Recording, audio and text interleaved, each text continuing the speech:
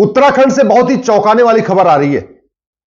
उत्तराखंड के रामनगर में वन विभाग की जमीन पे 1000 घुसपैठियों ने बाकायदा अपना मकान बना लिया है।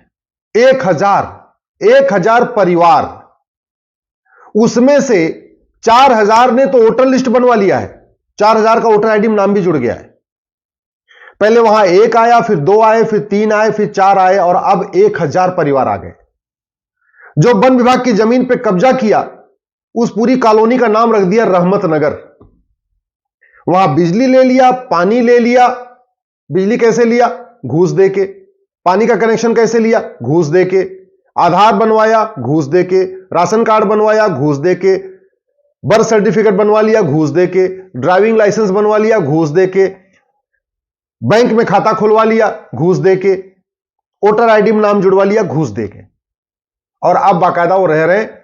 और बड़ा एक उन्होंने और भी काम किया कि जब सारे डॉक्यूमेंट बन गए, वोटर आईडी में नाम जुड़ गया, तो उन्होंने अपनी जमीन को दूसरे घुसपैठियों को ट्रांसफर कर दिया 10 रुपए के स्टैंप पे, जिससे कल को कोई ये ना कहे कि भाई तुम आए कहां से।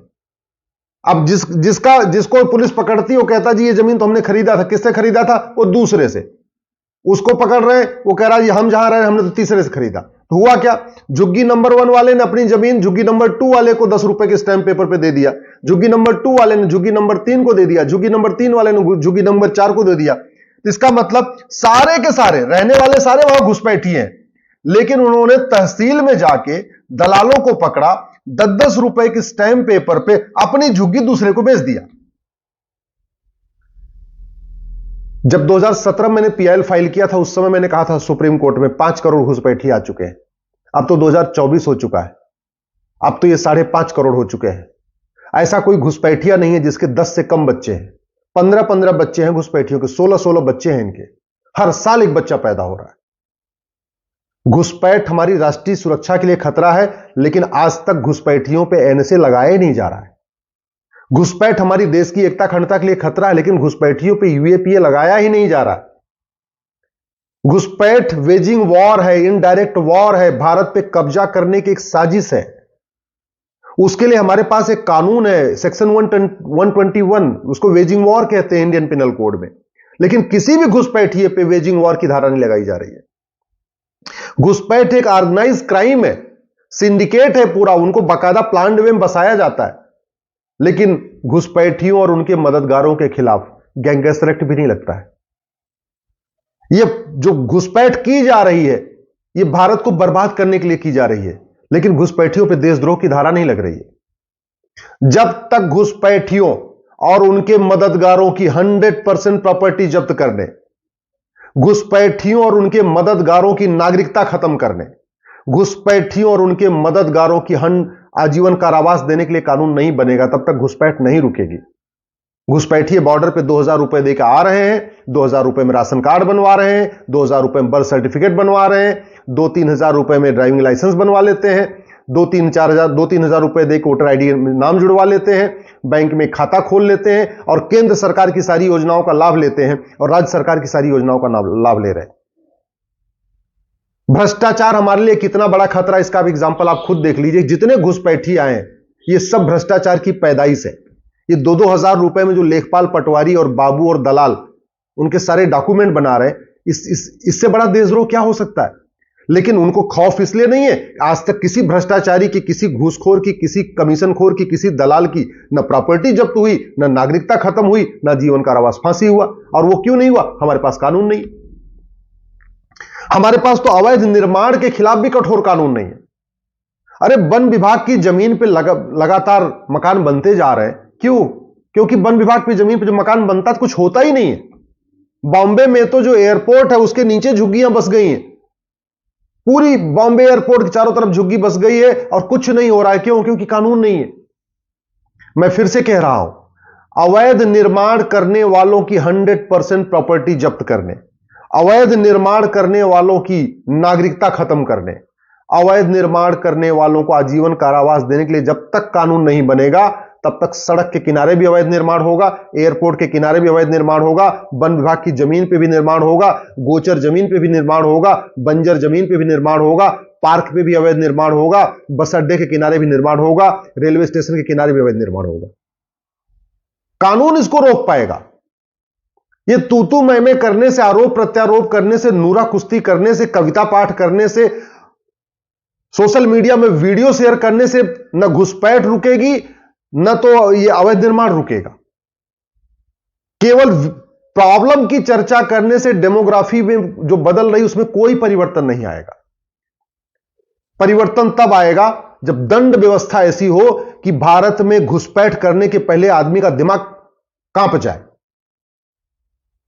घुसपैठ तब रुकेगी जब घुसपैठियों की मदद करने से पहले आदमी 100 बार सोचे कि अगर हमने घुसपैठिए का आधार बना दिया, राशन कार्ड बना दिया, हमें आजीवन कारावास हो जाएगा, फांसी हो जाएगी, हमारी 100% प्रॉपर्टी जब्त हो जाएगी।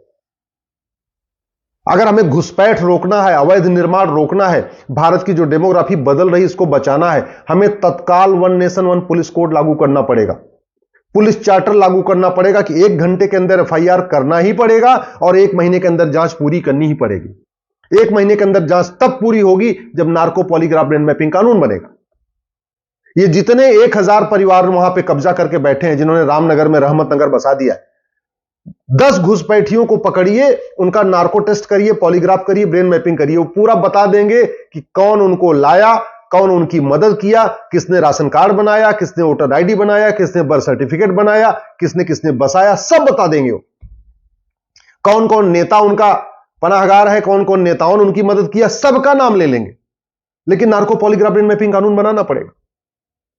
अगर आपको घुसपैठ रोकनी है, अवैध निर्माण रोकना है, जो डेमोग्राफी बदल रही है इसको रोकना है, तत्काल भारत में जुडिशियल चार्टर लागू करना पड़ेगा। जजों की अकाउंटेबिलिटी फिक्स करनी पड़ेगी। कोई एडजमेंट नहीं, कोई तारीख पे तारीख नहीं, साल भर के अंदर मुकदमे का फैसला। और जितने काम पैसे के लिए होते हैं उसमें 100% प्रॉपर्टी जब्त करने, नागरिकता खत्म करने, सिटीजनशिप खत्म करने और 1 साल के अंदर आजीवन कारावास, फांसी देने के लिए कानून नहीं बनेगा तो कभी अपराध रुकेगा ही नहीं। अल्टीमेटली जो घुसपैठियों की मदद करते हैं पैसे के लिए, जो घूसखोरी करते हैं, कमीशन खोरी करते हैं, दलाली करते हैं घुसपैठियों के लिए, बॉर्डर पे एंटर कराते हैं, पैसे के लिए करते हैं ना, तो जब तक उनकी 100% प्रॉपर्टी जब्त नहीं होगी, उनकी सिटीजनशिप खत्म नहीं होगी, भैया ठीक है तुम भारत में रहो, यहां खाओ पियो, जेल में सड़ो, तुम्हारी नागरिकता नहीं होगी, तुम कभी भारत के नागरिक नहीं कहलाओगे आगे से। जब तक ये टेरर नहीं होगा ना, तब तक घुसपैठ नहीं रुकेगी, तब तक डेमोग्राफी हमारी बदलती रहेगी और तब तक घुसपैठी अवैध निर्माण करते रहेंगे। अगर वास्तव में हम चाहते हैं यहां पे कि भ्रष्टाचार खत्म हो, तो हमें 1 नेशन 1 टैक्स लगाना ही पड़ेगा। 1 नेशन 1 टैक्स के बिना भ्रष्टाचार को खत्म करना नामुमकिन है।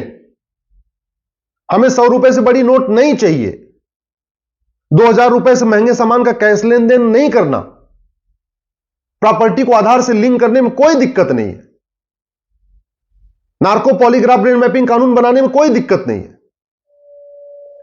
इनके साथ, घुसपैठियों के साथ और उनके मददगारों के साथ नरमी क्यों बरतना?